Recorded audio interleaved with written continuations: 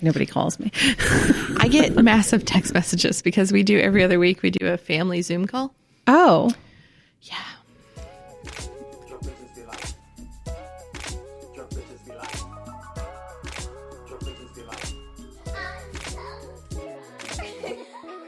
I guess we jumped right in.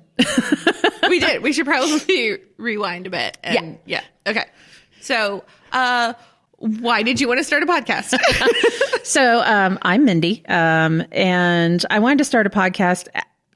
Actually, I'm not even sure that it came up as I wanted to start a podcast. I enjoyed having a conversation with a friend of mine. And the conversations would only happen after we'd had a significant amount of alcohol. And then we're sitting at the bar screaming over whatever DJ is playing or Touch Tunes or some band, horrible band. And we would be yelling at each other and we're like, I don't think they're right. I don't think they're right either. Do you see what happens is and we would get into these deep conversations about politics, and she would talk about sports. I know nothing about sports. I know enough to be like, yeah, right. Shame on them. And I enjoyed it. We only did it like once every 6 months. It's like, wouldn't this be great if we could just get drunk and talk about this stuff? Because I know other people are talking about it. That's why I wanted to do that. From certain circumstances, we've gone through like different ideas of people joining. She cannot because she values the career that she doesn't have yet, that she's in school for. And I personally value my career also, as do you. So you will never hear me talking about that career, but we can talk about the other 6 pages of my resume. Yeah. And it just turned into, we were drunk. I think it's hilarious when girls refer to themselves. Nobody else can refer to you, but when somebody refers to your, I've got plenty of tweets where I'm like, guess what this dumb bitch did? And I'm talking about me, or guess what this drunk bitch did? And so I liked it. And then I think it was during the time of such and such be like, and I was like, that's it. That's what we're going to be. Drunk bitches be like. Yep. Because they come in all flavors. I'm a happy drunk. It kicks in my thought process, obviously not right now, but it drives me towards something else that I really enjoy that I don't get when I'm not drinking. We're not alcoholics, so this is recreational only. And so that's where it kind of went from there. And then that was 3 years ago. And we can always get into later why it took so damn long, but maybe 4 years ago. It was 3 years ago. And then just life got in the way, and I met you, and it still took us a year to get together. It did. So I'm Brandy, and so we kind of joined forces because of quarantine, actually. Mm-hmm. We started playing trivia together, and then we were chatting, and I have the background that has the technical experience to get the editing and all the stuff that I picked up because some guy told me that I needed it. Yeah. Turns out he was right. Which is super funny because like I'm the one that knows how to use all the equipment, but I had none of the equipment besides the laptop. And you're like, I've got all of the microphones and the mixer and everything else that we need. And I'm like, all right, yeah, I can probably use that stuff. So, So I kind of joined on, and like we would get into drunken conversations because we'd start playing trivia and we were drinking, and it was quarantine because, 2020 is awesome. And so we were doing quarantine trivia online over Google Meets or Hangouts or whatever it is. And we were only entertaining to each other. Yes, we were. We were only entertaining to each other. I think the rest of the people in our groups in the meeting rooms were not very entertained by our conversations, but that works. So. Yeah, that one guy that somebody might know, you kept muting us.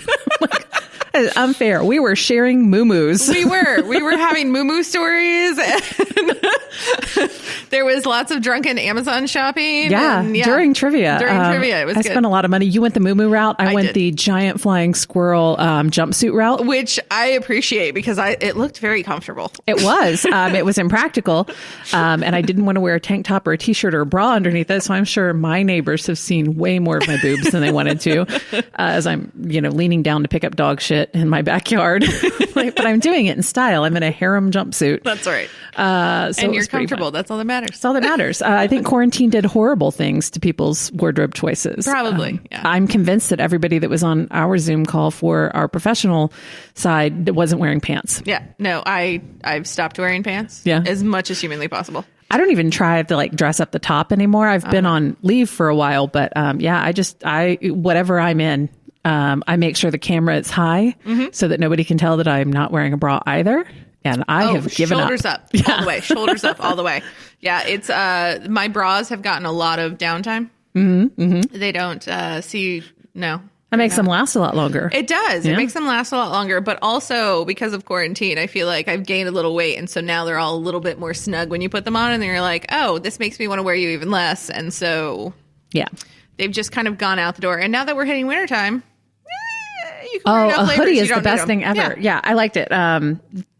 My partner every once in a while is like, do you want to put something else on? And I'm like, a bra is somebody else's problem, not my problem. Like dudes walk around with hard nipples all the time and we don't say anything. If you want to get into the genetics of that, they only have nipples because they were female as an embryo. And then there was a testosterone wash and they got their other chromosome.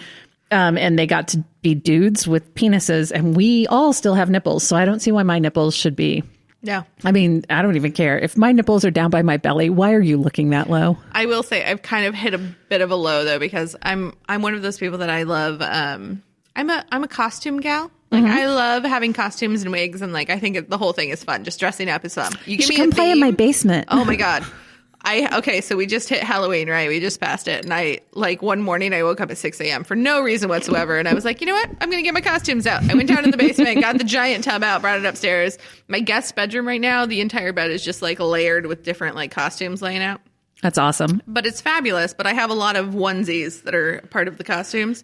So we decided trivia night now. We're coming back to the bars and things like that. Some things are opening up. And so I decided that I still want to be comfortable on trivia night. So now we're having pajama parties for trivia. So like in the bar? Yeah. So I wore one of my onesies to the bar and literally I rode with him and then like I rode with my partner and like I was getting in the car and he looked at me and he was like, you're wearing that to the bar? And I'm like, yep. It was a Care Bear. It was Cheer Bear. I was Cheer Bear in a onesie. Oh, nice. And I had fuzzy Crocs on, which also is a quarantine thing that I've picked up. I love them. I get the fuzzy Croc, though. I don't want to wear the regular Croc because I don't like the bumps on my feet. Yeah. There's every chance that so I took one of those online quizzes, like, do you have, are you on the spectrum? And because they don't use the term Asperger's anymore. And somebody had suggested that. And I was like, haha, joke's on you. I only scored to 34 out of 37 and you have to be above 37 to get it. And she was like, I feel like you fudged some questions. I'm like, mind your own business. And I can't wear Crocs because they've got little nubbins in them. I also don't wear the Adidas slides with the little nubbins. Okay, so the ones in the Crocs, I didn't like the Adidas slides. Like I've never liked those, but for some reason when I started wearing the Crocs, now granted, I don't buy regular ones because they're way too expensive. Right, like you get the Airwalks or yeah. The knockoff ones, I got them for like $5 at like Ollie's. Like but I find them like they're like massage your feet as you're walking. Really? Yeah, that's how I feel about them. They massage my feet as I'm walking, so I'm like, all right, I'm kind of cool with it. Yeah, I can see that. Do you wear the heel strap or not? Not most of the time. Most of the time, the heel strap is like flipped up, so they're just slides. Yeah. But I will say I wear them a lot, like in the garden when I'm gardening and stuff, and then I flip it over so that they would stay on my feet. You garden? That's adorable. No. When I say I garden, I mean like once every 3 to 4 months, I go out and pick all the weeds that have grown in the flower beds that like should have been kept up more than that. But I'm like, oh, I didn't want to do it. And now I have to go and it's going to take me like 5 hours to pick all of the weeds that have grown everywhere because I don't keep up on it. I like to invest in equipment. That's one thing that we'll find out over time is that I enjoy thinking about hobbies. And I enjoy buying stuff to do hobbies. And then I don't do them. Yeah. I find that they're either hard. Like if I don't master it the first time through, I just don't want to do it. Like lettering. I have a book and I'm not good at it. My partner was like, you should, practice. It's like, I feel like you should just be good at it. Like, aren't other people? And then I like watching TikTok videos about people doing hobbies, which is dangerous because now we have a wood engraving machine, not a glow forge, but like those of you that are familiar with, like Micro Center or Newegg, we've got like the $500 version, kind of does the same thing. We have a bunch of 3D printers now. Because you need to 3D print parts for a $500 wood engraver to make it balanced and to work out. And then I said I wanted to do epoxy, and he spent 3 days looking up resin stuff. And I didn't mean it was just an idea. So I bought molds from China that took 6 months for me to get. And they're just sitting in my bin labeled molds. So Nice. yeah, my entire spare room has one of those 4-tier wire basket things with tiny little shoebox size boxes on it, the little plastic containers, and every hobby has its own container. And it's become bad. Quarantine did not make it better. Yeah, quarantine made hobbies worse. I will say I'm not as bad as you with hobbies, but I do have like arts and crafts things. I'm not the greatest artist. I'm more of a, like, when it comes to art and things, like, I can trace very well. Oh, so you would Connect the dots, great at. You should have gotten on the Amazon Prime, and maybe you guys already have it. I bought a projector on Amazon Prime, and that was the only reason I bought it. And now my partner is trying to figure out how we can suspend it, because I tried on a whiteboard for like 20 minutes to do lettering, and the whiteboard kept moving, and and it was blurry, and I have very bad eyesight anyway. So even standing on top of it, it didn't work. But the projector is amazing, but it's not like the one we had when we were in school. I digress. We have determined that we are 10 years apart. No, 11 years apart in age. Yeah. So when we were in school, maybe you guys had it, like the little layovers that you would put on the very hot machine, and then it would project through a little head up, like a little periscope. Oh, we had those. Yeah. So I think those are great. You can't find those anymore. And then you have to find the transparent layovers in the design that you want in order to show. Yeah. So we just have the projector that we hook up to my laptop, and I decided that I don't want to do that anymore because it was really hard the first time I tried it. No. So we'll see what happens when he suspends it. He's a very patient man. He supports me in everything I do, even if I stop doing it before I get everything from Amazon. Nice. So yeah, I haven't bought a ton of, well, all right, that's a lie. I've bought some stuff. So last year I took like one of those classes where it's like you can, what's it called? Arm weaving or arm crocheting. Oh, okay. Yeah. So that's completely. Yeah. No, it's. So you were winding the yarn around your arm. So it's like really poofy yarn, and you made blankets. That big chunky blankets. You made chunky blankets. Yeah. Right? And that yarn is expensive. Oh, so expensive. Yeah. Because those classes cost $100. So the class I took cost $90. Loved the class, but it was one of those things where, like, when somebody shows me how to do something, as long as it has like a technical element to it, I feel like I'm usually pretty good at it. If it's all artistic, like I suck at that, I will give up on it completely, like leave it in the trash. I'm done with it. But if it has some kind of a technical element, I'm like, okay, I can do this. So when I took the class, I royally screwed up because my blanket ended up being, I went way too long on the first thing. So my blanket ended up being like 6 foot long and then 3 foot wide, which is perfect for just me while I'm laying in bed. That's it. Like, and you can't roll over, you can't move. Like, it's just, which is warm and comfy. So I was like, okay, so I wanted to do this for Christmas for, like, you know, make a present for, you know, your mother. Yeah. Because they have everything. And my sister. Yeah. And so it's like, it gets to the point where it's like, it's hard to figure out Christmas presents for people because it's like they have everything they need. You should just draw something for your mom so that she can hang it on the fridge and call it a day. She totally called me out because I've done those painting and wine classes. Oh. And for like, I want to say I did a bunch of them in a row, and for like every holiday for that's like just 5 a drunk holidays, adult version. I literally was giving her the paintings that I made when I was doing these. She's like, oh no, am I getting another painting? And I'm like, nope, you're not getting a painting. It's fine. You know, someplace in her back room, she's like just white painting over top of them and doing her own thing. I mean, I would. Yeah. They're terrible. They're bad. But so I took this class and I was all ambitious. Like, I'm going to do this and I'm going to. So I have right now a box and 2 giant bags from like Amazon and Joann Fabrics or whatever that's in the corner of my room that has all of these like big puffy yarn balls.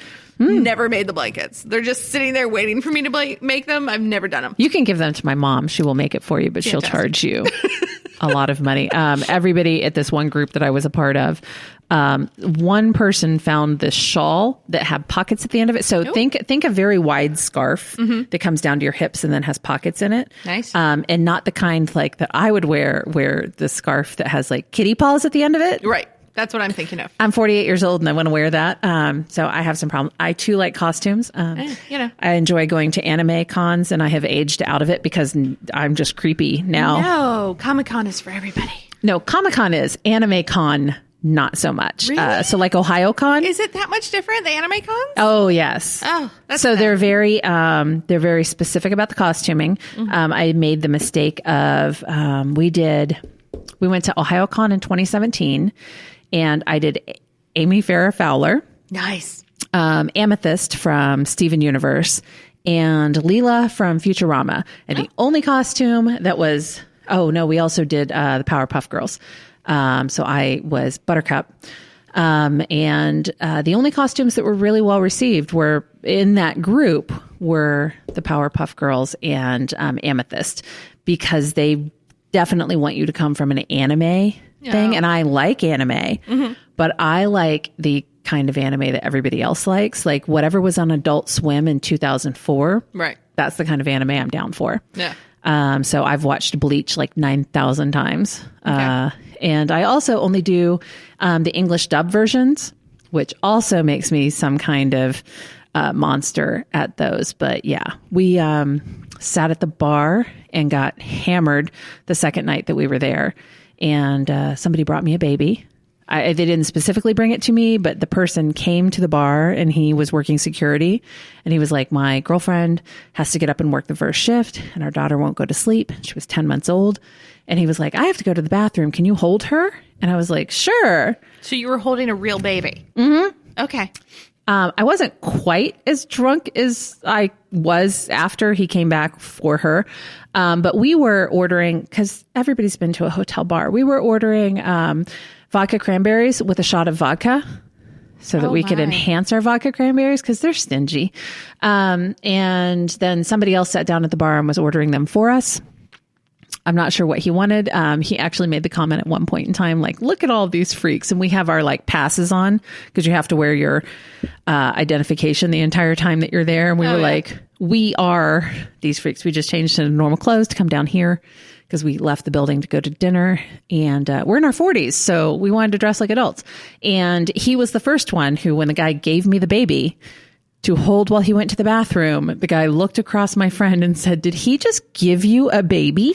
And I'm like, yeah, he just left me with his baby. It took him 20 minutes to go to the bathroom and I had the baby the entire time. And all I could think was like, how mean is your girlfriend? And can I give the baby to somebody else before your girlfriend kicks my ass for holding your baby? Yeah. Because I didn't ask for the baby. No. I mean, but given all of his other choices in the bar. Okay, like, I get that, but also, nobody wants an unsolicited baby. Right. Like, that's not... You can't drink. Okay, you can't actually actively drink while you have the baby because people look at you. And I was like, not mine. It's not mine. But also, you're being judged. Right. Because you're holding a baby and trying to drink your drink at the same time. You can't set it on a borrowed baby's head like you could if you had your own baby. Done horrible things. So have you been to like any of the conventions around here? No, I would love to go to like Comic-Con. Actually, this year we were going to go to the Cincinnati. Oh yeah, that's always Comic-Con. a good one. Yeah. So they had a huge, they were going to have a Harry Potter prom. Oh, that's amazing. Right. And I'm a huge Harry Potter fan. So like they were going to have Harry Potter prom on like the Saturday night of the convention. So I wanted to go because I have a couple of friends that do comic books and things. So like I wanted to go to the convention and then go to the Harry Potter prom. I was super excited about it. And then, you know, COVID. Yeah, we had tickets to Gen Con. We went last year and we had a good time. We only went for 3 days and it took us 3 days to make it through the vendor floor. Yeah. And I spent so much money on games that we do not play because we like playing games, but we do not like going out and meeting people. Right. Yeah. So unless you and your partner are available or our mutual friends are available, we don't play games. Yeah. And we don't look for 2-person games because we also don't want to play together. So I feel like this is a problem, like just generally, because like my absolute favorite game when I was a kid growing up was Clue. Oh, yeah. But you can't play that unless you have at least 4 people because it's not fun. Right. Unless you have at least 4 people. And I am not the kind of person that has a huge friend group. So like getting a ton of people in a room at the same time. And you know, your parents are just not that into it. No, they're it's not. just not. It's the same as when you were a child. They're just really humoring you. Yeah. So it's like now it's like even to find friends that like want to play a board game or something like that, it's like, oh, you've got to get the right people because otherwise it's just they're either humoring you or they're just not paying attention. It's just you're like, all right, well, this isn't fun anyway. Right. You need to find people that actually want to play. And most of our parents were just waiting for us to age up into euchre. Full disclosure, we're in Ohio. So if you're not from Ohio, Indiana, or Michigan, you probably have no idea what that game is. But euchre is serious. My parents taught me how to play bid euchre.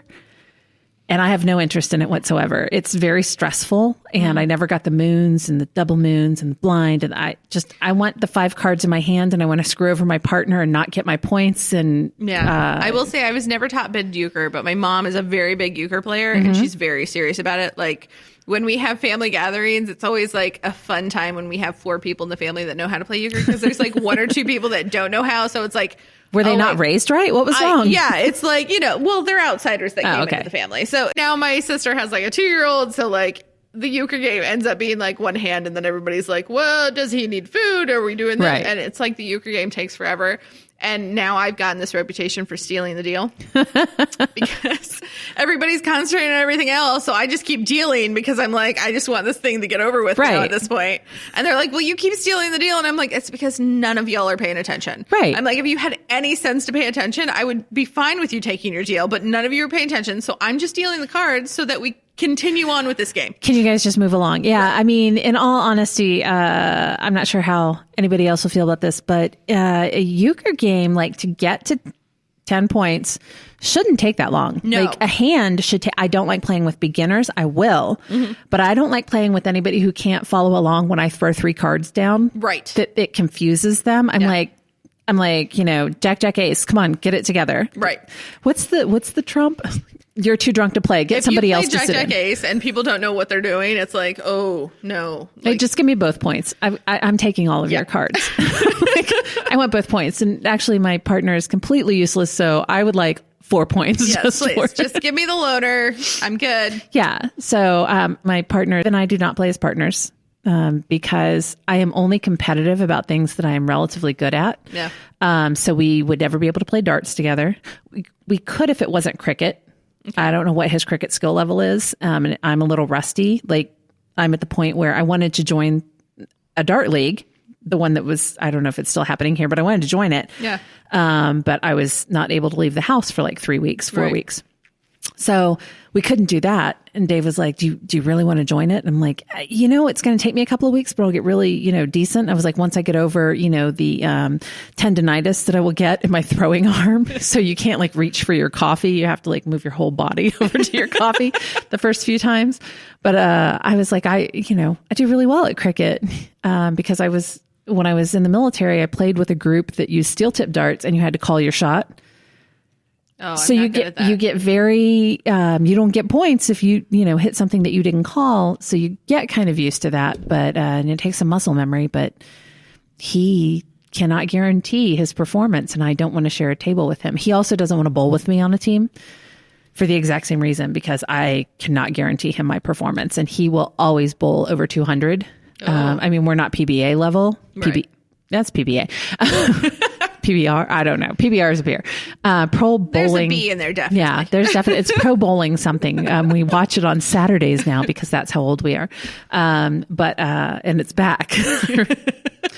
So yeah, he doesn't want to go bowling with me because I lose interest after I want to play one game. Mm-hmm. And I lose interest after 1.5 games. And he's like, you can't be in the game room. Why are you at the bar again? We don't eat that. Why did you order pizza? Like, I don't know anything to get away from here. I'm trapped. I'm in somebody else's shoes, which is my nightmare. Right.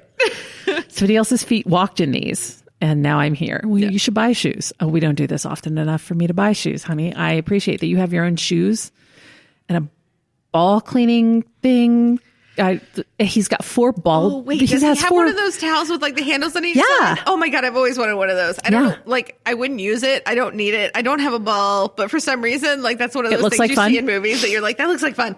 Yeah. He uses the ball washing thing. Like I don't get it in golf and I don't get it in bowling. Like the one you go and put it in the big machine. I love the one in golf. Only because you want to be like, do you want to wash your balls? Yes. Absolutely. Who wants to wash their balls on hole 8? I I'm the official ball washer whenever we go golfing. I'm going to get you a t-shirt that says that. Yeah, no, he uses like the little, I think it just polishes your bowling ball. I'm not really sure, but you put it in and then it closes like a bank vault and then it gives you back a ball. And I run around the place trying to steal 8-pound balls from children. Oh, yeah. Because I can't throw a 10-pound. There are only like 2 8-pound balls in any bowling alley that the thumb holes are big enough to accommodate an adult. Right. So you have to go and find those when you're there. Yeah. And when I do find ones that I can get my 2 fingers in, I wouldn't be able to do that with these nails. But anyway, that I can get 2 fingers in, Dave's like, just palm the ball. No. And I'm like, I don't know what that means, first of all. I mean, I know in theory what it means. Right. You've seen people. But I'm very busy counting my steps to make sure I'm landing on an odd number so that I don't end up swinging with my right arm and my right foot forward. So I'm not good at it, is what I'm saying. And I don't think he'll be good at darts. Yeah. And so I'm going to have to take him out and recreationally do it before we join a dart league together. And I have to hate him. And we're getting married, so I probably shouldn't hate him for the rest of our lives. I mean, yeah, that's probably a good call there. We joined the dart league, and my partner is very much into darts, and he's very good at it. Like when we joined the league, like previously he had been on leagues. So even though he hadn't played in a few years, and so his numbers, they keep stats and stuff. Like this is so outside my realm of things, but like they keep all of the stats and everything. So like I guess he had previously been in league. So when we started this league, because you guys are playing with like a league where like they like the PB something where it's like whatever dartboards that we're using or whatever that are in all the different bars or whatever, they keep track of all this stuff. So they have his previous numbers. So when we started, he was at the top of the league. And I'm like I said I'd play darts, but like up front I was like, okay, here's the thing. I'm not great. And I may be okay every once in a while. Like I'm very wishy-washy with darts. Like I'm good some days and then other days I can't hit anything. Oh, we've discussed this. Like it has to be between 2 and 2.5 beers. Yeah. There's a sweet spot with the beers where for some reason I can aim and then So it's very wishy-washy. So, but he's very good at it and he gets very upset very quickly. So I looked at him, I was like, here's the thing. I will do this with you. I was like, but we're doing this for fun. And if we lose, you can't get mad at me because I am doing this for fun. Right. But the same does not hold if we play euchre together. Oh, no. Euchre's a whole different monster now. What is wrong with you? My mom and dad used to play, like their friends would come over and play bid euchre. And if anybody plays, it's kind of like euchre, but it's not. And there's a lot of rules to it. And I don't think they use more cards, but it seems like there's more cards. Yeah. And my mom would never play with dad. And even like the regular, what I call regular euchre, she didn't like to play because he likes to think about things. Yeah. And mom and I play the exact same way where we're like just tossing cards out. And she would get so frustrated with him. And I was like, why do you guys play together? This is going to end your relationship. I'm going to be a child of divorce because of bid euchre. You can't play bid euchre together. Yeah, no. So, but yeah, they were really happy when I got old enough to like learn how to play bid euchre because they were tired of playing Sorry and Bonkers or something. I don't know. They used to buy me board games. I'm an only child. Yeah. And they bought me board games and then refused to play. So I would play as 2 different people. And then I would be whichever one was winning. Yeah. So I switched a lot. But Clue didn't work. You can't play Clue by yourself. You can't play Clue by yourself. And that was my biggest problem. And when I was growing up, I will say when we had family get-togethers, we would play board games. But it was like the older board games. Right. So it was like we would play the game of life or Monopoly. So it's like you're getting an education while you're playing a board game. Right. Like you're not just playing a board game. You have to pay taxes and you are going to have children and you have to get a degree. God, Monopoly takes forever. Oh, Monopoly takes so long. I don't know why they call it a family game. It's not. I mean, I would take it seriously as an adult now. I will say, though, that even though it was like a horrid game to play because it takes forever and everything else, but you would hit a point where now they're coming out with different editions of it. They have a cheat version. And I'm like, I'm sorry. You don't get to cheat at Monopoly. No, you wait to cheat at Monopoly until everybody else goes to bed and then you redo the money on your side, and then the next morning start the game again. There are people, hey, if you guys are going to play Monopoly on Christmas Eve, that's what you do. My oldest cousin taught me that you play and then you stop, everybody goes to bed, and in the morning when you resume, you've already rearranged the right. money. You've got more money now. Nice. Like it was hidden under the board and you just forgot that you had it. Yeah, no, they've come out with like a cheat edition now where it's like in the rules that you can cheat. And I'm like, that's not... No. Why? It's not cheating anymore if it's in the rules. I don't. It sounds like Trump Monopoly. Are you sure it's not just like TJT Monopoly, the White House? Probably. Spoiler alert. Oh my God. It's probably too early to get into that stuff, but yeah, I like playing board games, and then we get board games that. So we got Ticket to Ride. Oh, I've heard of that, and I've never played it. I've heard it's great. You have to have 4 people, otherwise it's going to be a fight starter. Okay. And I had to learn how to play it online before we played together, because the first time we played together, I was like, we ran out of train cars. Like, we'll just start using the other color. I'm blue, you're purple. Okay, so that's what I knew. You're supposed to run out of train cars. Right. There's a point to it. But if there's only 2 of you, at some junctions on the game board, if there are 4 of you, you guys can pass each other on these double rails. But if there's only 2 of you, the first one who gets to those rails wins. And then they cut off your path and you never get to finish your route. So the idea is to get from, like, you get cards that tell you to go from city to city, and you have to get there, and you want to get there in the shortest amount of train cars. Okay. So that you have extra train cars left over to get to other places. Yeah, no, we played one time, and then we started playing online together, and I'm my mother, and I was so frustrated with him. I'm like, why don't you know what you're doing? Like, just put cars down. He's like, no, he's very methodical about everything. So whether it's buying something or playing a game, he'll sit there and think about it. We do not play Settlers of Catan together. We do have the 2-person deck, but I watched it happen online one time. I like to play games online and let strangers get mad at me. I'm fine with that while I screw things up, but I played it online. Don't want to. His sister and brother-in-law came into town and are very serious. And I love that about them. They're incredibly competitive with each other. Yeah. And it brought out a side of my partner that I'd never seen, where he cared about what was actually happening.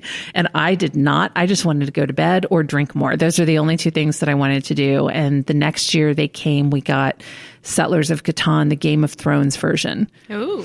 And they legitimately sat down with if the instructions are more than a 5x7 2-page set, I can't play the game. Right. Or you learn how to do it. Tell me how to do it. Just tell me as we go. Yeah. Which is Gen Con, half of the games that they wanted us to buy. There were Bibles for them. Like, okay, so you guys Dungeons and Dragons. Yes, we do Dungeons and Dragons. I do not. But also because they're like books about it. There are books. And I will say the books are, there are large books, but for my part of what I do in Dungeons and Dragons and my character, like, the book is really, it's not as big as you would think, because, like, there's a whole, let's say there's 5 sections, right? So, like, the whole first section is, like, which race of character do you want to be? So, like, you don't really need to pay attention to any of the other pages except for the 2 pages that cover the race of the character that you actually want to be. Yeah. And then there's a section of, like, which class of character you want to be. So it's like, okay, well, I want to be a sorcerer, so I need to pay attention to none of these other pages except for the 2 to 3 pages that are sorcerer. Okay. So when you break it down, the book is a lot shorter, because it's, like, also, like, there's a whole section on weapons, and it's like, okay, well, as a sorcerer, I can only wield these 3 weapons. So I don't really need to pay attention to all of this stuff, just the 3 weapons that I'm allowed to carry. See, it got so hard right there. I don't understand. I keep telling my partner, I'm like, how do you know that the dungeon master isn't cheating? That's a good question. I don't. Like, literally, they could be cheating all the time. And I will say, so I am kind of a newbie when it comes to Dungeons and Dragons, and I love it. It's fun. But I also really love, in real life, I tend to be more of a goody two-shoes. So in Dungeons and Dragons, I find very fun time in playing, like, these characters that are evil, or, like, so my very first character was a rogue that was chaotic neutral, which basically means that she just did whatever she wanted to, whenever she wanted to, and it didn't matter what I was doing. And, like, people would get really pissed off at what I was doing. And it was like, I'm just playing my character, man. There you go. I'm just doing my character. Like, I just stole things from people. And they're like, well, why are you doing that? You're messing up the campaign. And I'm like, because she wanted to steal things. That's just what she wanted to do. It's fine because she's chaotic neutral. So that's like her alignment. So like, I'm totally just, so it's kind of like acting in a way a little bit. Like you get a little bit of that theater kind of stuff to it. But yeah, it's super fun when you get to play a character that's kind of outside of your normal realm of who you are. Yeah, like right now I'm playing a character that's evil. And so like literally everything I do is just because she wants power. So it's like we'll have a NPC, which is like a non-playing character that's like part of the game that's like, oh, hey, well, we need to check your badge. And it's like that person in I played Skyrim and like you've got a partner to go through it that keeps yelling at you. And I'm like, I can't get off this wall. I don't know what you want from me. Right. Yeah. Follow me. Come this way. Some random person will say something to me. And like, because my character's evil and doesn't want anybody to do anything with her, I'm just like, I'm going to shoot fireball at them. So like, I just try and blast everybody and like light them on fire. It's very fun. I love it. So speaking of characters, I know that you like to go to the Ren Fest. Yes. Here we have a pretty elaborate Ren Fest here, although in the time of so I want to know, you guys went because they had like a brief thing. Yeah. So did it get a little more real when you were like in the time of COVID, in the time of cholera kind of thing? A little bit. So it was except you weren't shitting. Well, yeah. I mean, so they definitely shut down. Like we have a huge Ren Fest park here, which is it's like this whole village that's up year round. And it's just fantastic. The amount of detail they put into it and everything else. It's very like immersive. That's good. And I like wearing costumes and things like that. So it's like going to Ren Fest is one of those things where it's like you can wear a costume and you go in and you're just like, I'm in this like old timey place and I get to do whatever. And some of them that are in character, like some of the people that are there, they'll talk to you like in old timey language, old English and stuff and be like, thee and blah, blah, blah. And it's like, I don't know how to talk back to you, but this is awesome. Yeah, the only old English I have is the whole like, I can't even remember what it is, but here is my, bucket of fucks. I have none to giveth thee. Yeah. Well, so thank thee, I think is the only phrase I know that's like old timey, whatever. So, but, so this year, because of COVID and the quarantine and everything else, they shut down half of the park. And then the other half of the park that they had open, they have like this wall of like shops and things like that surround the outside edge of the park that like make it up. So it was every third like shop was allowed to open or whatever. So you definitely had like spaces between. Did they understand that like the shops didn't have to be? Well, that's the thing. And then like within each shop, there was like, okay, only 2 people are allowed to be here at a time. And they had all their restrictions on and everybody was wearing masks and everything. But I will say the biggest difference between before when I was there and this time, there was a lot less live performances. They did still have some because they have like little pubs and things and they had stages where they would have people They didn't have anybody like blowing spit and fire on you? No, there was no spit and fire throwing. And like the mud show, which if you've ever been to Ren Fest, the mud show is by far one of that where like the I don't know, like the Marthas, I don't know what they're called I'm just like going with the Handmaid's Tale, but like the Marthas of the group get mad and they're doing like laundry and start flinging stuff at each other. Well, kind of, it depends. So like what they have is this giant mud pit at the front. It's a stage in an amphitheater basically. And like the one show that I saw last time I went to Ren Fest was Beowulf, which like, I can't tell you what the story was. Like, I've read the book, like, in 7th grade, and but, like, I couldn't tell you what the story was. All I know is that it was freaking hilarious because they would jump into the mud pit, and people in the first few rows, like, you'd get splashed with mud, and they're, like, the actors would end up throwing mud into the audience. Like, there was a splash zone. Like the old English version of, what's his face, with the hammer and the fruit. Gallagher. Yes, it is. It's like old-timey Gallagher. Mud Gallagher. There's just mud flying everywhere, and the actors by the end of it like are head to toe covered in mud, and they're just that wasn't a thing this year either, which was kind of that's one of the fun things about Ren Fest is going to see the mud shows. But so that wasn't there. So you had a little bit of entertainment, but there were a lot of plague masks this year. Yeah. There were a lot of people walking around with plague masks. And I will say I bet the Guy Fawkes masks went up too. Yeah, it was fantastic. Fawkes. Also, it was stupid hot when all right, so global warming, whatever. It's like no, but Ohio is just Ohio is terrible with weather. Right. I'm not sure if other states do this, but here in Ohio, if you get between April and May, there's every chance that it is sunny in the morning, raining by 10 a.m., and then you get a blizzard around 3 o'clock. Right. And then it'll be sun again by 6. And it all melts. Yeah. It's fine. So it was, we went beginning of October. And we had a week of like 40-degree weather. It was freezing all week long. On that Saturday when we went, it was 75, 80. That was the high. So I'm like, I have this Renfest dress on that I bought purposely that was long sleeves and everything else because I'm like, it's going to be fucking cold. Nope. Tit sweat everywhere. You get there and it's just like you're dripping sweat and like you've got a crown on of flowers and you're just like dripping sweat all over your face. And it was just, okay, well. I like the costumes though. I like it now more as an adult because we went to so the very first con I ever went to was SegoyCon. Okay. Also, coincidentally, not because of us, despite what things were said on Facebook, was the last year. There were some remarks made on Facebook about the drunk people that were sitting in front of the convention center area, and we were not the ones causing trouble. We weren't hitting anybody with bottles. We were just drunk sitting on our coolers having a great time. Right. But some of the kids that go to anime cons are pretty straight edged. So they were very disapproving of us.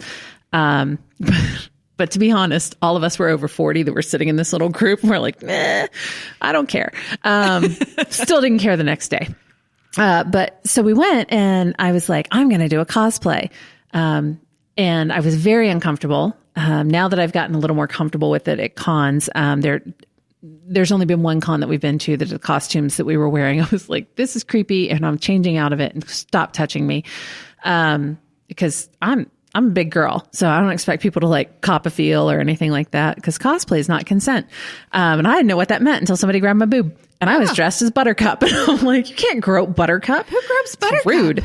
But my very first costume was Winry Rockbell from Full Metal Alchemist. Okay. So love her. She's a blonde chick that puts together all of their his arm and repairs his brother's armor. Again, I only like the anime that was ever on Adult Swim. So which was also, there was a voice actor there. I'm not going to name him by name. I'm also not even going to include what he dubbed. He's the biggest jackass I've ever met in my entire life, and screw him. But it was interesting to at least go and see him talk about it, and he was very impressed with himself. But we went, and that was the only cosplay that I did, and the wig was hot. It took forever for the wig to come from China, and I didn't know I was like getting it from China. It took forever to find the right jumpsuit. Yeah. The right tank top. I found out that you can't just buy a wig and then put it in a ponytail because the wig hair only goes one way unless you specifically buy it to go up in a ponytail. First experience at that, the damn hair was yellow, not blonde. All in all, it was not a pleasant experience. I also did not heed everybody's warning and wear a wig cap. Because I'm not sure when you and I met. I used to have a full undercut, so I only had hair on the top of my head. Okay. And I thought, this shouldn't be bad.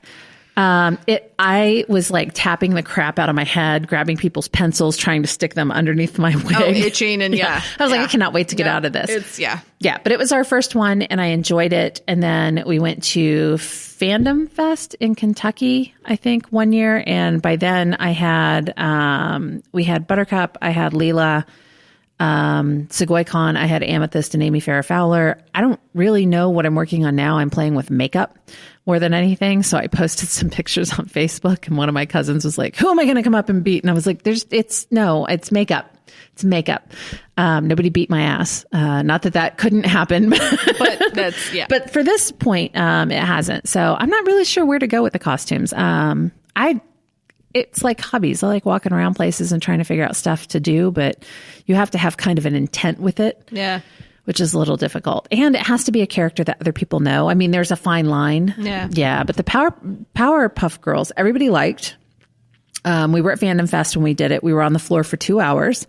So for the most part, if none of you go to cons, there's usually like rooms where people break out into discussions. So you can go to panels and listen to people talk about crap. And if you're interested in it, it's fantastic. I went to a Castlevania like fast run through. Like this guy was great at Castlevania. I didn't know what Castlevania was, so I was just sitting there playing with my phone. But everybody else seemed really interested in it. I went to some weird thing about Pokemon. Nice. That's fine. I have no idea what Pokemon's about. I played the Pokemon Go. Yeah. It was exciting until they were like, go to a thing and work out at the gym with your character. And I'm like, no, I just want to collect shit. Which is my entire life on video games. Like, is there a video game where I can just get stuff? I don't have to fight anybody or do anything. I can just go around and look for stuff.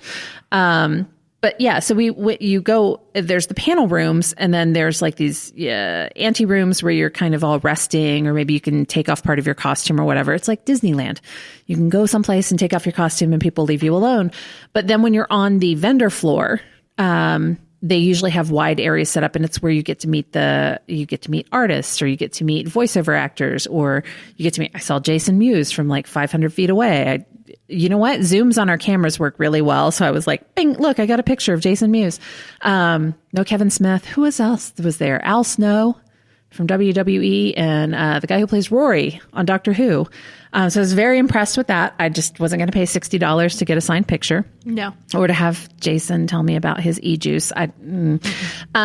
But we had a good time. We went down for 2 hours dressed as the Powerpuff Girls. And because of how I drew the eyes on us, you have to have your eyes closed for it to be visually accurate. Yeah. So we had to have somebody else with us to tell us when we could open our eyes again, because nobody has the damn sound on their cameras, so they can take weird pictures of people that don't expect to have their pictures taken. I do that. Yeah. And people would like throw their arms around us. And I was like, no, you just come stand with us. Like, don't throw their arms around us. And then some guy, his wife was like, can I get a picture with you? You know, can I get a picture of him with you guys? Yeah. So he throws his arms around us, and one hand is just on my boob. Like, I'm like, you know the difference, because you had to take quite a reach over to get to my boob. Yeah. And I was like, I just stepped away. I assumed that somebody took a picture and stepped away. I was much more happier when gay men were running up to us to get pictures and small children. Yeah. I did not expect some weirdo to like grope my boob. Well, I'm dressed as a child's character. Yeah, that's weird. So, but we've, not gone to too many. We tried to go to Indie PopCon, COVID. We got tickets to Gen Con, COVID. Yeah. So we got really good deals on rooms too. And I was very upset that we lost all those rooms. Yeah. But yeah, I mean, I guess the goal would be to get to San Diego or New York. I'd love to get to San Diego. That'd be fun. But yeah, I feel like that's one of those things. Because I feel like you have to go into a lottery system or something. I think you have to go into a lottery system. And then even though you get in the lottery system, doesn't mean you get the tickets. Like, you just are in the lottery to get in the lottery. Yeah. You're in the lottery, and maybe you'll get tickets because it's a lottery, and then it's like they'll pick people out of that. But I feel like the more you're in the lottery, the more. And I'm like, I can't go into the lottery every year, because if I get tickets on a year that I can't go, then it's like, okay, well, now I've got tickets and I can't go. I think I would definitely make every effort to go if I got tickets. Like, I don't know. I don't have any children to sell, and I wouldn't give up my dog. That's true. But I'd give away my boyfriend. I mean, he's a boyfriend now. I suppose it's harder once you get married to one of them. Yeah. Well, then he can't divorce you, right? Just because you went to Comic-Con without him? I would think that's not that shouldn't be a valid reason. I have to look up Ohio law. I think Ohio is a no-fault state. So. Yeah, I'm pretty sure they can divorce you for anything. But I mean, that should be like... I mean, you can't like run outside the house and be like, I divorce you, I divorce you, I divorce you, and have it stick. And there it is. 3 times. That's all you need to do. He's just going to move and not tell me. He'll buy a house. He's got better credit than I do. He'll just buy another house and leave. Yeah. I'll come home. Somebody will be like, all your shit's in a pod. He took the dogs too. Oh no, not the dogs. The dogs, as my dad would say, somebody who would take your dog would cut you. Oh my goodness. But how did you end up like doing broadcast school? So I went into communications, and then after I graduated college, like, I went with a friend. We moved out to Las Vegas for a little while, and it was like a thing because we were just like, oh, we're done with Ohio. Because, if you've been in Ohio before, you're like, you hit a certain age where you're like, this sucks, so I want to leave. Which now as an adult, I will say Ohio is not as sucky as it seems when you're younger. Oh, I keep coming back. And actually, there's a couple of people, and not that they'll ever hear this, but if they do hear it, motherfuckers talk to... Sorry, there's going to be cursing on this podcast. Yes, there is. A lot for me because I have a very bad mouth. But I worked with motherfuckers that like are, from the Air Force. When I got out of the Air Force, I came back and decided to work for the government because what else do you do? I went from like, what did they call us? Chair Force to a GS-5, which doesn't make shit. But I worked with a lot of airmen, and there was one guy from New Jersey that was always like, yo, Dayton sucks, and I'm going back to New Jersey when I'm done. I went to Outback, and he was my server. I was like, how bad does it suck now? Why are you still here? Move back. Right. Go away. Ohio doesn't want you here. Yeah. I mean, not that we don't want anybody from New Jersey here, but consider. Everybody who's grown up and lived in Ohio, like, hates Ohio. Mm-hmm. But, like, we hate Ohio because you're in this Midwestern town and you have, like, these ideals. And the whole, like, the community that you grow up in has, like, this, like... We're a conservative state. So if you're not a conservative person, it's kind of hard to... And we'll get into this in future episodes. Right. This is our lighthearted part. There is a preconceived notion of, like, where you should be and what you should be doing and all these other things. And so it's, like, your natural reaction as a child when you're growing up here is, like, I need to get out. Right. Like, I have to get out. But then you get out and you realize, like, well, one, I will say Las Vegas was great because I have horrible allergies. Ohio was terrible for allergies. True. Although, I will say when I was in Las Vegas... Las Vegas is horrible if you were an alcoholic. It's super dry, and I had a bloody nose every day that I was there because of my allergies. So it was like, I didn't sneeze and stuff like that, but, like, I had a bloody nose every day. So, like, there's different things that happen everywhere you go. Right. And also, yes, the alcoholism and, like, the lack of money. Like, let's be honest. Okay, you go to a bar in Ohio and your drink is average, what, $7, $8? Oh, if that. Yeah. So, I mean, like, getting a beer here... beer are different. So, like in Las Vegas, get a $2 beer, right? But in Las Vegas, beers are strip club prices. Like they're Ohio strip club prices. So, like, you know, if you go to Las Vegas, a beer is, I've only gone for business, but a beer is $11. Now, when I got anything other than a beer, I wasn't paying the tab. So I'm not really sure what Woodford costs when you put it in a glass with an ice cube, but I will tell you, so from experience, like if you're in Ohio, like a gin and tonic will cost you like $5 in Las Vegas. That's it's like $14, $15. Right. For gin. Yeah. Which is terrible. It's the exact same gin in Ohio. Yeah. It's the same thing, but which then drives you gambling because you get free drinks if you're gambling. Say, I made it a year in Las Vegas without gambling. I had one of the bosses that I worked for, and I to this day I adore him. He is one of the greatest human beings. And then the person who helped train me to do what I do, that's close enough to like what I do without, you know, announcing what I do. The person who trained me to do what I do. Both very great men. The person who trained me to do what I do was a sweetheart. I do not have the educational experience, but I have experience with what I do. So I came from the ground up in what I do. So it all worked out in the end. But they sat me down, and if you guys have ever played blackjack, you know this is the greatest setup ever. My direct boss took the first seat. I took the second seat at the table. The guy who trained me took the third seat, or he was my mentor. I don't want to say training. He was my mentor. Took the third seat, and then there was like a drunk chick and her boyfriend, and she was actually playing all the hands for them because she had a book, and actually she was doing really well. And then we had the world's oldest hippie as our blackjack dealer. Shout out to, is it Planet Hollywood? That has like all the rooms with like memorabilia in it and stuff like that. So Hard Rock Cafe has that, but also Planet Hollywood has that. Yeah, it was Planet Hollywood. Yeah. Not Hard Rock. It was Planet Hollywood. Which, shout out to Planet Hollywood, put better lighting in your rooms and your bathrooms, because for the love of God, I looked like a whore every time I walked out of there, because I'm like, I do not have enough makeup on. And then I walked out and I'm like, I have all of the makeup on. So they sat me down and they were like helping me. And even the dealer was helping me. And I walked out of Vegas, not very well, but I was $90 up. And I thought that was good. Yeah. And I walked away. Now, the man who was my mentor, before we started blackjack, walked up to the roulette table and placed all of his bets. I was very confused, and then I realized everybody has different chips. Placed all of his bets and walked away with, I think, $1,400 because he hit the number directly on and had like 5 chips on it. The odds are 36-1 if you hit your number. Yeah. So he did really well, and he was trying to give us all chips, and I was like, just pay for the alcohol. But yeah, so blackjack. I enjoy blackjack, but the only time I do it here in Ohio is like when the big Catholic festival happens that has blackjack. Yeah. And it rained last year and COVID this year. So I haven't been there for a while. So yeah, gambling's hard. Yeah. I will say Las Vegas was nice, but I didn't gamble the whole time I was there, which was a benefit because I feel like that probably would have resulted in me trying to come back to Ohio 6 months earlier than I did.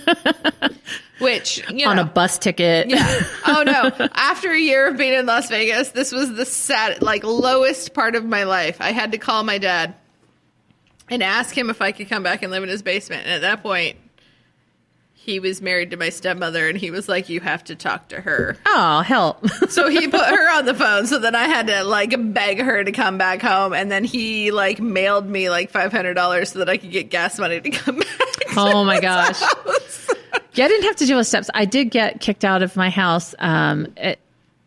There's a debate whether it was rightfully so or not. But I didn't really get kicked out of my house. My mother suggested that I leave if I didn't like the rules. It was 19. Well, yeah. So the next day I went to Walmart and bought a bunch of, not even moving boxes. You know, the decorative ones that you have to put together like a pizza box? Oh, yeah. Yeah, I got those. Those aren't really good to move in.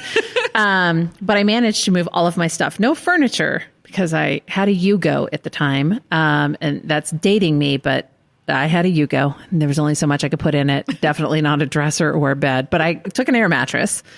And as I was leaving, my mom did not say goodbye. She was in a bedroom crying because I was leaving. I'm like, you asked. I'm fulfilling that wish. But my dad leaned down to my car and was like, when this goes to shit, and it will go to shit, I'll come move you back. But let me know if you need any of your furniture delivered. I was like, okay.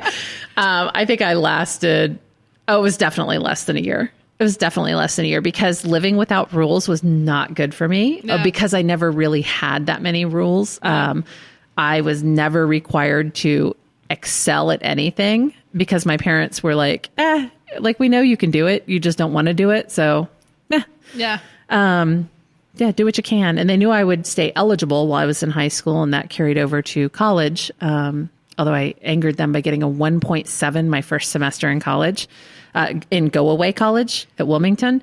And then I got a 3.8 the next semester because I had to have a 2.5 average to go to Wright State and transfer. So nice. I managed, and my mom and dad were like, you pulled out a 3.8 on 17 credit hours. What happened? And I was like, well, all of my friends that used to party moved off campus. So I had nobody to hang out with. I had nothing to do but study. School was the only option. So, but I love that, when our parents can catch us on occasion, even if they have to ask their wives if they're allowed to. Yeah, it's a thing. I will say it was a humbling experience to have to do that. And I will say Vegas was not so I had a ton of rules. Mm-hmm. And it wasn't when I moved out of my parents' house, I always lived with my mom. Well, not always, but after the divorce, I always lived with my mom. So when I went to college, I had mom and dad, but mom's always very much stricter than dad. So then it was I got out of college. It was woo, I'm on my own. I'm going to go somewhere when I don't have rules. And then we went to Vegas and it was oh, my friend, on the other hand, when we went to Vegas, she was very responsible. She was on it. She got a job in nonprofit. She got her dream job. That's what she wanted to do. She found her calling and she did everything she needed to do. And I felt so terrible because literally when I left, it was a week. It was a week between me losing my job and me moving back home. So it was I lost my job and I was I'm moving. I'm so sorry. And I'm packing up stuff and dad's sending me money and I'm leaving the house. And she's what's happening? And I was you can still live here and it's fine. And I'm not sending you any money. I was I gotta go because I have no money and I can't do anything. So yeah, that was how I left. Excuse me. Hey, it's called Drunk Bitches Be Like Emily Belch. When I left the first time that it was hey, I'm leaving. And so, but the thing that I still have problems with about it is that I'm not friends with either of them anymore. So I can say this. I lived with a couple who I was friends with and then myself, and we split the rent 50-50. And I was that's unfair. Yeah, there's three of you that you should split it three ways. And I was I work at Radio Shack. It's not very lucrative. Yeah. I quit working at Radio Shack before Radio Shack ceased to exist, so I feel good about that.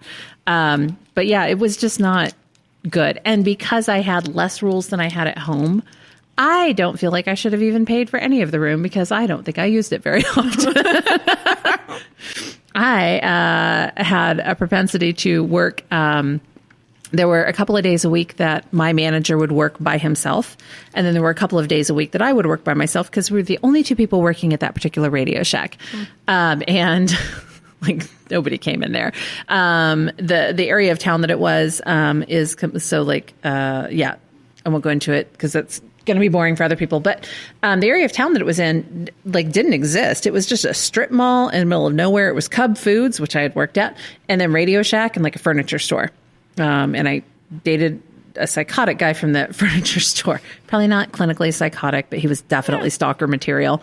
And he lived up to it. And I would go back and sleep at the desk until the little bell went off. If you've ever been to a Radio Shack, they had the ding doon.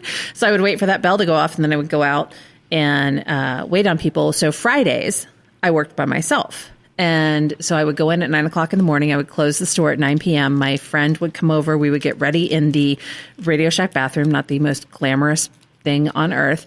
And then we would go to a bar that was 18 and up, where we knew people that we could drink. Because that's what happens when you date bouncers and club managers. We used to be so cute and skinny, and we could do that. So they let us drink there. And occasionally we would stay with them, or more often than not, we would just stay up. Mm-hmm. And then I would go to work at 9 o'clock in the morning. I would get off at 9 o'clock at night, and we would go out again, and I would get like a couple hours of sleep. And I didn't have to work on Sundays, but we would go like to a park, and like all of the people who had lowriders, again, dating myself, all the people who had lowriders, they used to slam these trucks. And I'm like, you can't get over the speed bump to get into the park, but sure, it's good that you're here. We would go and hang with them. And then we would go out drinking that night. And then I would have to work on Monday morning. And there were times that I would fall asleep at like, I don't know, 2 o'clock on a Sunday afternoon because the weekend had just taken such a toll on me and I didn't make it to cruising, and wake up at like 7 o'clock Monday night and do it all over again. So non-rules were not good for me. It was just, it led to very bad things. The times I had non-rules, I enjoyed, but also ended up with me being like, oh yeah, no, rules are good. Yeah. That's how, so I can't remember the jobs up to then, but, I was working at a private company. And something happened with an ex-boyfriend. It was, I think he got married. I don't know. He called me and told me that he got married, and I was very upset about it. And when he told me that he got married, he was like, if it doesn't work, I can get a divorce. And I was like, well, that's one. Why are you calling me to tell me this? Like, and part of my, tiny little brain was like, I'm going to go and stop the wedding. And the rest of me couldn't afford to go. So nothing psychotic happened there, but I drunkenly decided I was joining the military. So I went to my regular job drunk, where I worked as a sales associate and a secretary, because that's what we called them then, and let them know that I was going to join the military because I had taken the ASVAB, the pre-test for the ASVAB. And my manager the owner demanded to know, like, how did you do that? And I was like, well, I walked into an armed forces recruiting center where there were lots of people, and the Air Force guy was in the office, and I took the test because I had taken that day off. And I was like, after having drank all day long, I took the test. I missed 2 questions, and he really wanted me to come into the Air Force. So I'm going to go get sober and go take the test, go take the real test in a couple of weeks. So I ended up in the Air Force, and I enjoy basic training more than anything because there was so much structure, and all you had to do was make it from meal to meal to meal, and not piss off anybody in between. Yeah. And it was the start of, I found out where if you do certain things and you do them in an orderly manner, that people just keep giving you more responsibility. Yeah. Like you earn responsibility because you were a responsible person. I did not realize that's how that worked. And then when I went to tech school, it was just a shit show. I did really well academically in tech school. So if you're not Air Force, you go to a school to learn what your job is going to be. And I did really well academically, but personally, I was just a mess. And there's no rules. Yeah. There are very few rules. You go from you have breakfast, you have dinner. I still, we live close to an Air Force base. And if I get close enough to where I'm hearing reveille or taps, freaks me out. Like, because Reveille, you just ran downstairs at 5:30 in the morning and started off we go into the wild, which doesn't sound like that, because all of you were like, oh my God, it's horrible. And there was regiment. There was things that you did. I was folding T-shirts into squares and underwear into squares. It was very important work. And then you go to tech school, and all you have to do is keep your room clean and show up to class and come in on time. And I couldn't manage to do two of those things, one of those things. I got room of the month a couple of times. So, yeah, I did not deal well with it at all. Yeah. And then I came home and still didn't deal well with it at all, because I had a job that had very few requirements. Okay. So they gave me 8 hours of leave every 2 weeks, and I took 8 hours of leave every 2 weeks. I feel like I'd be the same way with that. Yeah. Like, I've learned over the years that vacation time and like hours of leave and things like that they give you, it's like you need to use it when you're given it, right? Because otherwise it's just being wasted, right? And also, like, it's almost like it feels like you're being taken advantage of if you don't use it, right? Yeah. Because it's like, especially with like big corporations and things like that, it's like, okay, well, we've given you this, and if you didn't take it, then we're taking it back. Right. You don't even get paid for it anymore. No, so back in the day, you would get paid for not taking your vacation. Now, my management gets in trouble if we don't take all of our hours. But a year ago, we switched to my time. Yeah, everybody calls it my time. Sorry, I was checking to see. You switch to a program where, like, you know, as long as your work is done, you can take time off. It's up to your management to decide how long that is, which is great. And now it's even worse because none of us want to take time because we feel bad for taking it. And I'm pretty sure that's why they did it. Oh, yeah. Because I used to get 24 days of vacation a year. And that's your sick leave. It's everything. You get 24 days. And I always ended up, you could only carry over 20 hours. Yeah. And I always ended up losing.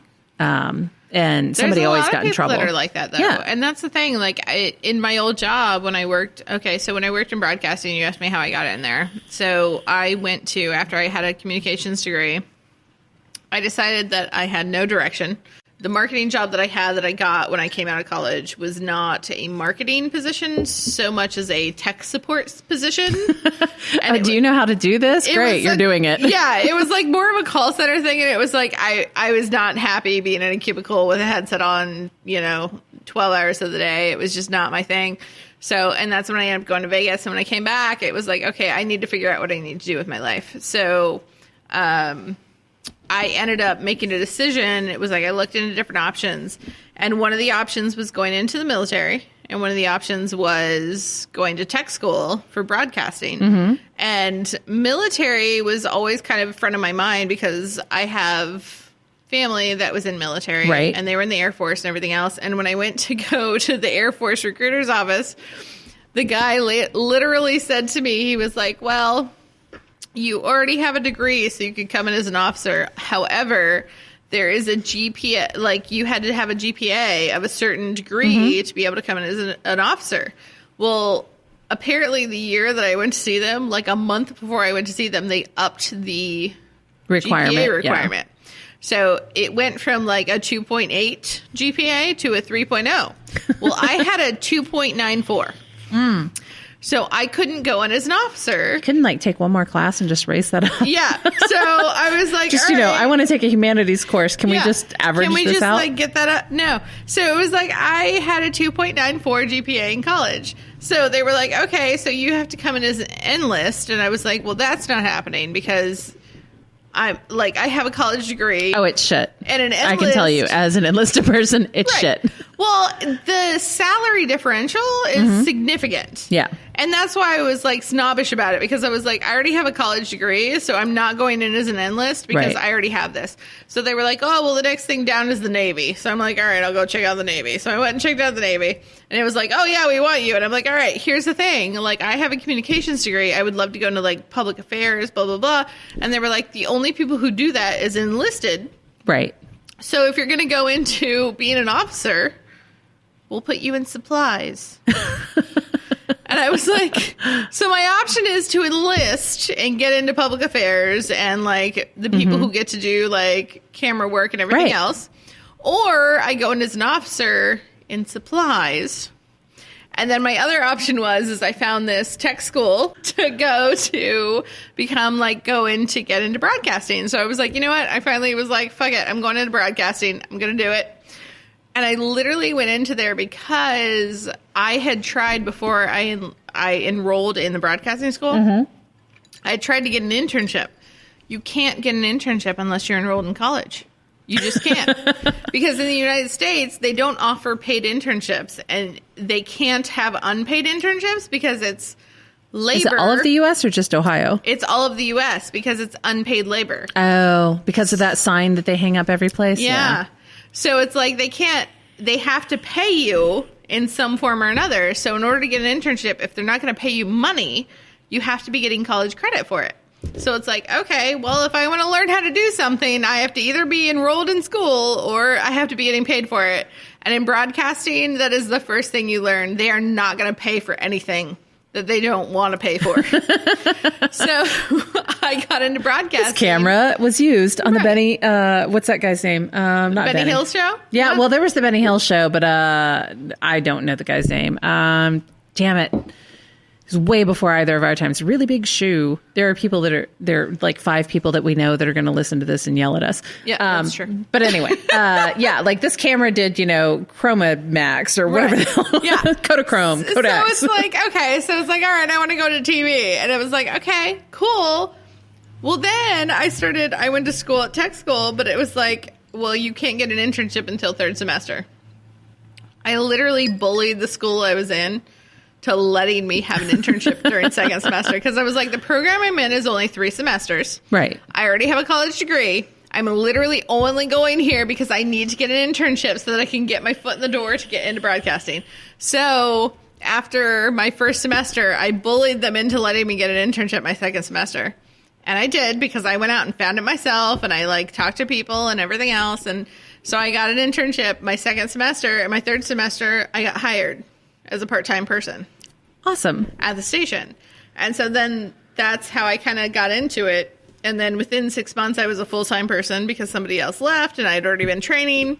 So I was very motivated to do the whole thing. So it was like every time somebody left, I had already been training on their job. And then I moved up and I moved up and I moved up. So broadcasting became a thing. And it was like originally, it was kind of like a side shoot from the political science thing, because it was like, I went into political science because I loved the process of what our states and our nation kind of did with their political process. And it was like the democracy and the whole ideal of it seemed very, just grandiose. Right. It was like something I wanted to be a part of. And so when I went into broadcasting, it was like, I can be a person that has a part of educating the voting public to tell them what's happening and who's doing what, and educating the people on what they need to know before they vote. And so that was my whole thing when I went into broadcasting. And that's how it all started. And then when I went into it over the next 11 years, you get to the point where you're like, all right, well, I am this bitty part. And it's like you have so many other factors and things that affect you while you're in that job, that you have A, B, C, D. Right. Things that just affect you, that you're just like, I can't, none of this is actually helping with educating the public. Instead, now I've become just a cog. Just a cog in the wheel. And also I'm a cog in the wheel that makes no money. Right. Because there is no job. Do you think people would be surprised to know that their local anchor and the people who put it together aren't banking? Well, and that's the thing is people think that the media is just this all knowing monster that's controlling everybody, and it's on the national level they have a little bit more resources, but on the local level, the people that are working on the local level, you have 22-year-olds that are producing news broadcasts that have no idea what they're doing, did not get trained, are just pulling things off of the AP, they're making $19,000 a year. They're I mean, except for like the one person who's going out and doing quote unquote investigative journalism locally, they're reading stuff that was written by somebody else. Yeah. Which surprises me to know. Yeah. Also, you were telling me that like, I thought every camera had a body, and you're like, no.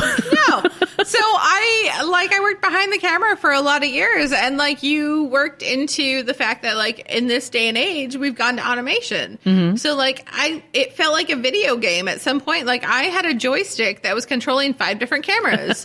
So it's like I'm in control of 5 different cameras, where they're looking, what they're pointing at, whatever else. And it's like sometimes electronics go bad, and it's like, oh, well, that camera just decided to swing over here on its own. And so like you'll pop up things on air, and it's like, oh, well, that's not looking at what it was supposed to look at. And okay, we're going to go to this reporter over here. Oh, well, that reporter, her little earpiece thing's not working, so she doesn't know who's saying anything to her, and she's just sitting there chatting to herself and her photographer, and like nobody checking out knows. her compact. Sorry, I'm not trying to be sexist about that, but literally we've all seen that video where they're like, even dudes do it. They're like, hairspray in their hair. Yeah. The guys, girls, they all have makeup on. They're all sitting there realize checking out that stuff. the people in the field, unless they're like at a national level, and sometimes even at the national level, I thought there was somebody on the other end of the camera. It's just them pointing a camera at a point and then going and standing in front of that point. And then, like that one guy getting attacked by a cow or a bee or whatever. So MMJs are called multimedia journalists, and that's what they call people nowadays. Everybody's an MMJ because it's basically what it means is that, oh, we didn't have enough money to give you a photographer, so we're giving you a camera. You have to go put it up yourself, and then you're going to have to stand in front of the camera, and you have to position yourself and make yourself look good, and then talk to the camera. So, like, there's nobody running this camera. So if they're out of focus, well, nobody can tell because there's literally nobody behind that camera. It's them in front of the camera trying to figure out if they look good or not. And so if the director or anybody else in the control room is like, oh, you look good, it's like, okay, cool. And they just go on air, and it's like, okay. I used to work with this guy that when I was training him, I always thought that he would be great in, like, local news because he was the only person I ever trained. When you get to do certain things in a call center, you know all the calls that are coming in. You know what it's about by listening to the person on your side. So I would be close to him at the desk, and I could tell, like, oh, I know exactly what this person is asking about. And he would be doing his best, the job that I was working at, they literally like let you sit with somebody after you went through your orientation for like 3 days, and then they gave you the headset and they listened in, and then you were on your own after like 6 days. And I ended up staying late to work with him frequently, and I would get up behind his ear, and so on the opposite side of his headset, and be like, you need to tell them this, you need to tell them that, you need to take control of this call. You're letting them walk all over you. You're not trying to be rude, but this is going to go on for 2.5 hours if you're just letting them scream at you. So calm them down like this, then tell them this, and then da-da-da. And then we would get to the problem, and I'm like, do you know how to do it? And he's like, kind of. And so walking him through. But he's the only person I ever worked with that as you told him words in one ear, they were coming out of his mouth. So it was amazing. I loved working with him. And to this day, I was like, you could have been something else. But he also is technically really blessed. A couple of the guys that I worked with were really technically blessed. And I'm like, why were you on the help desk when you're doing so much more in life? But they also make me think, like, what am I doing with my life? I'm happy, but where's it going to go? Yeah. But I don't know how those people do it. I mean, I woke up one day and one of the local journalists, one of the local MMJs, was in my backyard interviewing my neighbor. And the only reason they were in my backyard is so that they could shoot her house. So the angle was to be on my porch. And I'm going about my daily business. And I'm like, what? And the guy's like, we're going to cut you out of it. And I'm like, I hope so, because I'm in my pajamas in my own house and you're sitting on my porch. Like, I don't know. Nobody asked me for this. Like, what if I was running down, my dryer is right there. What if I was running down to get clothes? See, and they should have asked you about that. Like, that should have been a thing that was like, hey, can we sit here on your porch? Like, that. Can we let you know so you don't run through your house naked? The sad thing is that your neighbor was probably like, oh no, they won't mind. It's fine. We can go over there and sit. Yeah, that's absolutely probably true. So, yeah.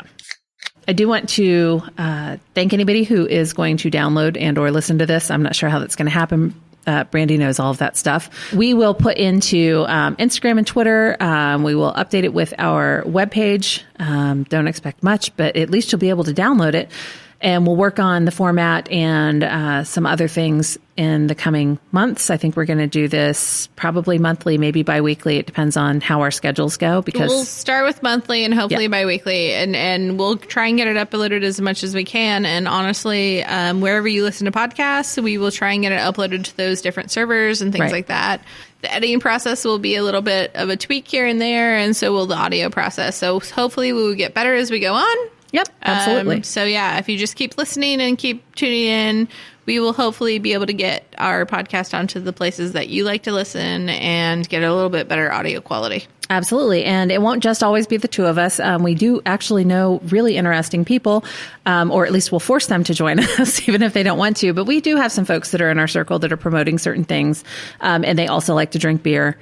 So we think that the two things will go great together. Hit us up on Twitter at DBBL_podcast. So drunkbitchesbelike.com or dbblpodcast.com. The Instagram is at drunkbitchesbelike podcast with no spaces in it. So we will put up the website on both of those in the bio, and we hope to come to you soon. But we appreciate you, anybody who listened, and we hope that you share with your friends, and we hope that you liked what was happening, and hit us up on our socials, and we will talk to you next month.